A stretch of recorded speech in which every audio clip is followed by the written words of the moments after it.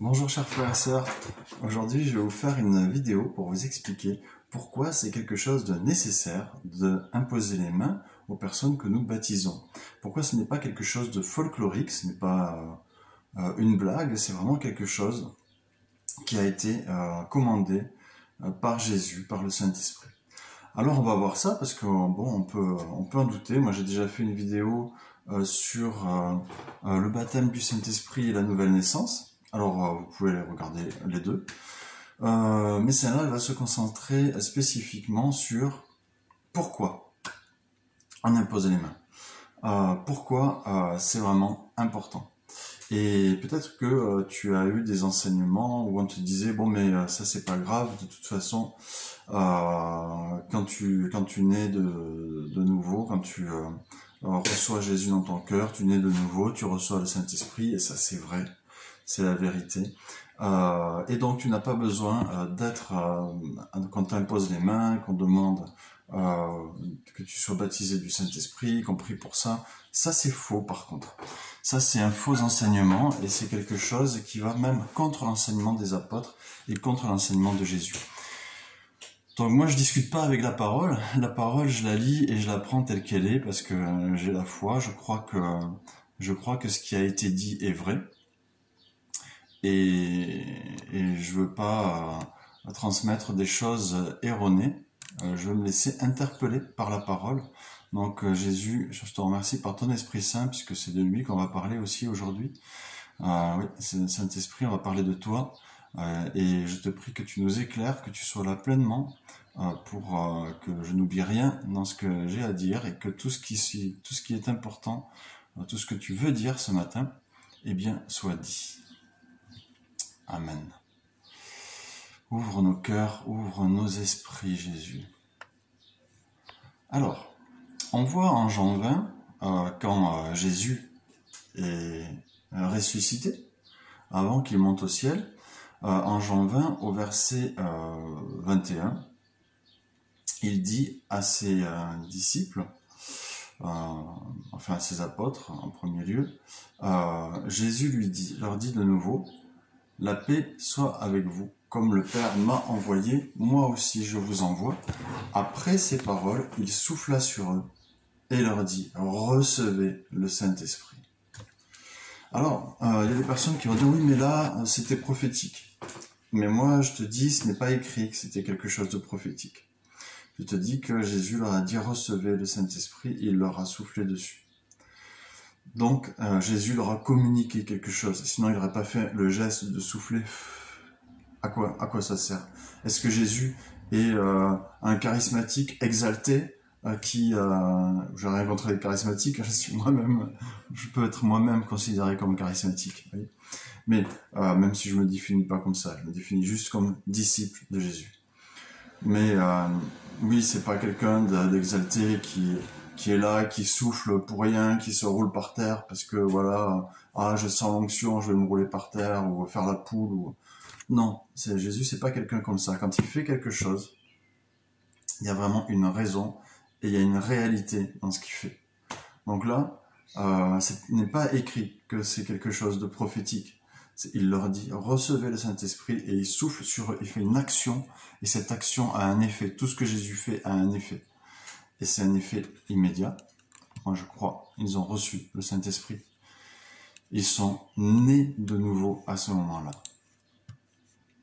Ensuite, au verset, au chapitre 28 de Matthieu, verset 18, avant de remonter au ciel, Jésus s'étant approché, leur parla ainsi. « Tout pouvoir m'a été donné dans le ciel et sur la terre. Allez, faites de toutes les nations des disciples, les baptisant au nom du Père, du Fils et du Saint-Esprit, et enseignez-leur à observer tout ce que je vous ai prescrit, et voici, je suis avec vous tous les jours jusqu'à la fin du monde. » Alors on peut dire, ah oui, mais là, Jésus dit, baptisez-les au nom du Père, du Fils, du Saint-Esprit, et c'est juste simple, c'est juste une formule, comme une formule de politesse à dégainer, voilà, à balancer comme ça pour le baptême, et point barre, quoi.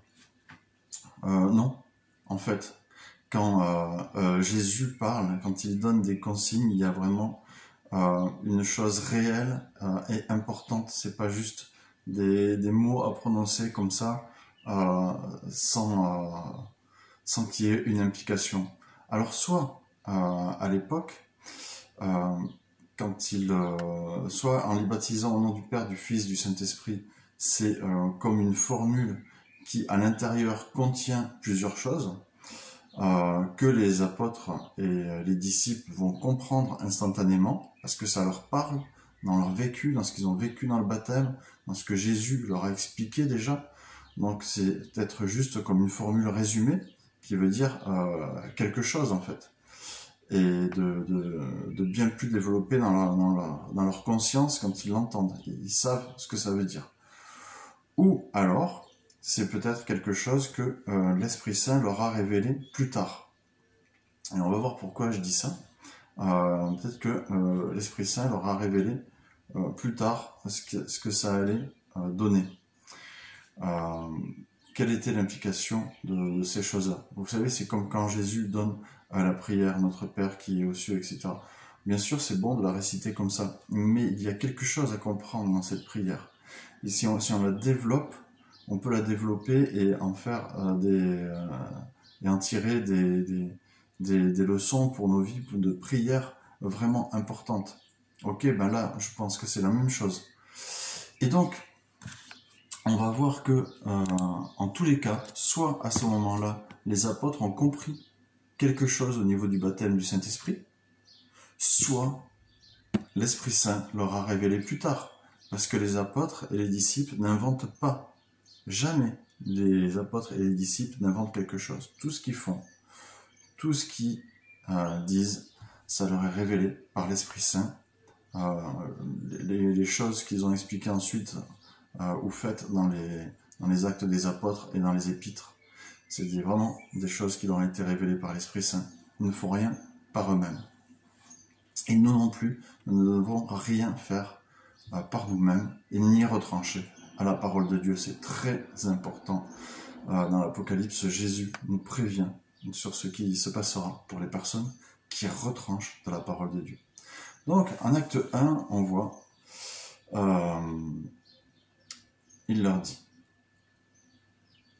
en acte 1, verset 8, « Mais vous recevrez une puissance. » Alors, là, il faut savoir que Jésus, à ce moment-là, il y a eu un laps de temps entre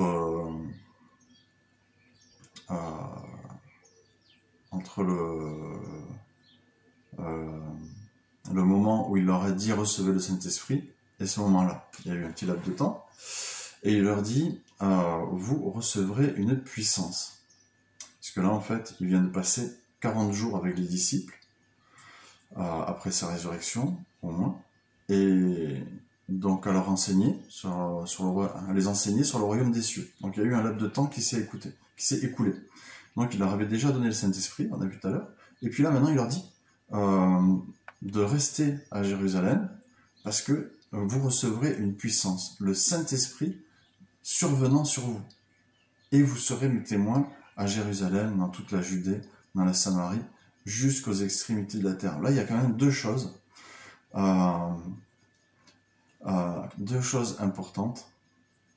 La première, c'est vous recevrez une puissance, le Saint-Esprit survenant sur vous. Mais ils ont déjà reçu le Saint-Esprit, puisqu'il a soufflé sur eux, recevez le Saint-Esprit. Mais là, ils vont recevoir la puissance du Saint-Esprit. Ils ont reçu le Saint-Esprit, donc la vie en eux de Jésus, qui a soufflé sur eux. Il leur a donné sa vie. Par son Esprit Saint, il est entré en eux. Et maintenant, il leur dit, vous allez avoir la puissance du Saint-Esprit qui va survenir sur vous. Ok? Donc le Saint-Esprit, il leur a donné en eux. Donc il a soufflé dessus, le Saint-Esprit est entré en eux. Mais maintenant, ils vont être recouverts. Ils vont être immergés puisque le Saint-Esprit va survenir sur eux, la puissance va survenir sur eux, dessus. Là, on n'est pas dedans, on est dessus. Donc quand on est de nouveau, on reçoit le Saint-Esprit en nous, qui vit en nous, et quand on est baptisé du Saint-Esprit, il y a la puissance qui survient sur nous. Cette puissance qui nous recouvre, on est immergé comme dans le baptême d'eau, ok? Puisque ça survient sur nous. Donc on est immergé comme dans le baptême d'eau. Je répète, immergé. On est dedans, on baigne dedans, puisqu'il est sur nous. Et la deuxième chose, alors oui, donc c'est une puissance. Et cette puissance, elle a un but. Cette puissance, elle sert à quelque chose. Elle sert à quoi? Vous serez mes témoins à Jérusalem, dans toute la Judée et dans toute la Samarie. C'est-à-dire que cette puissance du Saint-Esprit, elle va servir à être témoin. Le fait qu'on est baptisé et on reçoit le Saint-Esprit et on est de nouveau, ok, on est de nouveau, le Saint-Esprit est en nous, il va nous changer de l'intérieur. Ok, il va nous transformer, il va transformer nos cœurs, nos pensées, nos habitudes, nous encourager, nous rappeler ce que Dieu a dit, nous consoler, nous donner des paroles pour nous défendre. Voilà, pour défendre notre foi, etc. si on est attaqué. Tout ça, c'est les choses que le Saint-Esprit fait en nous. Et maintenant, la puissance du Saint-Esprit qui survient sur nous et qui nous immerge dedans, là, c'est autre chose, puisque là, c'est pour témoigner. Et le témoignage se fait en acte, il se fait en parole, et il se fait en puissance aussi. Quand on prie pour quelqu'un, la personne va guérir, on va avoir des paroles de connaissances, on va avoir des prophéties pour la personne, Dieu va nous révéler des choses, et sur la personne, des bonnes choses. On va pas entrer là-dedans, je crois que j'ai déjà fait des vidéos sur le sujet. Sinon, allez écouter David Terry, il fait des super vidéos sur ces sujets-là. Oui, donc là, on va avoir les dons du Saint-Esprit pour pouvoir témoigner. Ok? Et donc, avec ça, on a le témoignage, c'est la première chose. La puissance qui sert à témoigner. On va encore lire dans Acte 8. On voit qu'à un moment donné, en Acte 8, alors c'est au verset 16 qu'on va lire, on pourrait situer un petit peu les gens, parce que voilà, il y a une persécution à Jérusalem, donc ceux qui ont été dispersés sont allés un petit peu partout, et une persécution contre les chrétiens, les disciples de Jésus. Les disciples de Jésus sont allés un petit peu partout, du coup, puisqu'ils ont été chassés de Jérusalem. Donc, là, c'est en Samarie, où Philippe est allé, et puis il a évangélisé beaucoup de gens, et il les a baptisés d'eau. Et les apôtres qui étaient à Jérusalem, au verset 14, ayant appris que la Samarie avait reçu la parole de Dieu, ils envoyèrent Pierre et Jean. Ceux-ci, arrivés chez les Samaritains, prièrent pour eux afin qu'ils reçussent le Saint-Esprit, car il n'était encore descendu sur aucun d'eux. Ils avaient seulement été baptisés au nom du Seigneur Jésus. C'est-à-dire que tu peux être seulement baptisé au nom du Seigneur Jésus.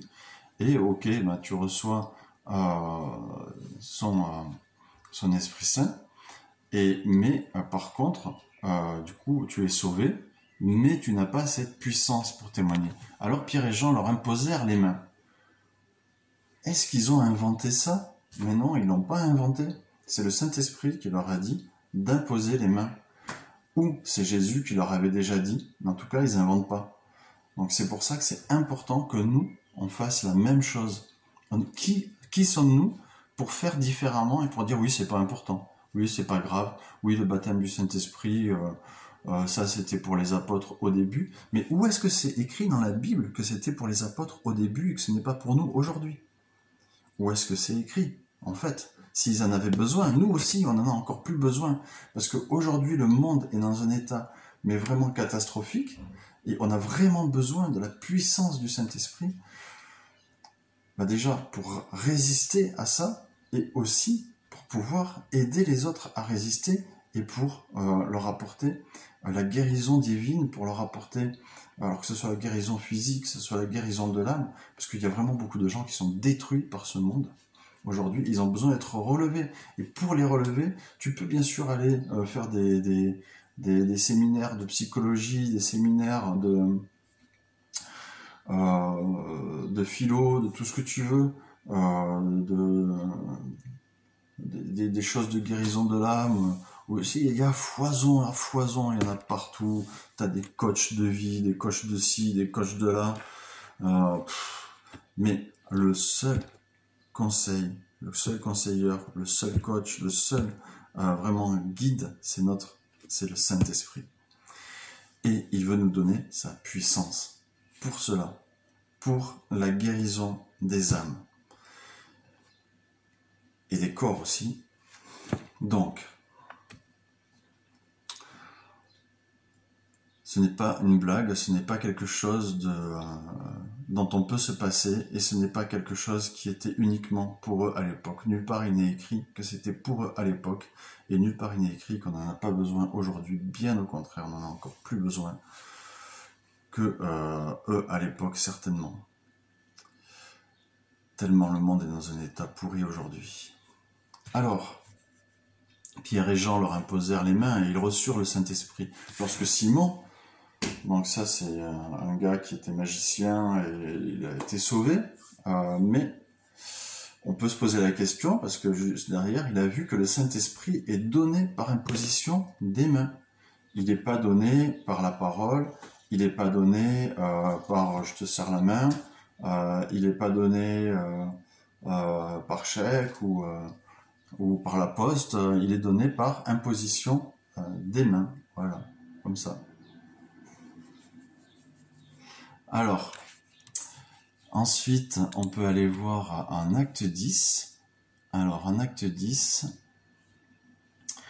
eh bien, que voulais-je dire? Voilà. En fait, il y a des personnes qui, parfois, reçoivent la puissance du Saint-Esprit et ils n'ont pas encore été baptisés d'eau. Des fois, c'est l'inverse qui se produit. Parce que normalement, on baptise la personne, et puis ensuite, une fois qu'elle est baptisée, une fois qu'elle sort de l'eau, ben, on prie tous, hop, on lui impose les mains, et on prie tous pour qu'elle reçoive le Saint-Esprit. Mais parfois, c'est pas comme ça. Parfois, on témoigne à la personne. C'est arrivé à un de mes meilleurs amis, quelqu'un lui a témoigné, et tout de suite, il s'est mis à pleurer, à fondre en larmes. Puis dans sa voiture, après en repartant, il s'est mis à parler en langue. Et quelle magnifique expérience. C'est vrai que moi aussi j'aurais aimé la vivre, mais je suis heureux de ce que je vis avec Jésus, et chacun son expérience avec lui. L'expérience ne fonde pas notre foi. Ce qui fonde notre foi, c'est ce qui est écrit. Et ici, ce qui est écrit. En acte 10, verset 44.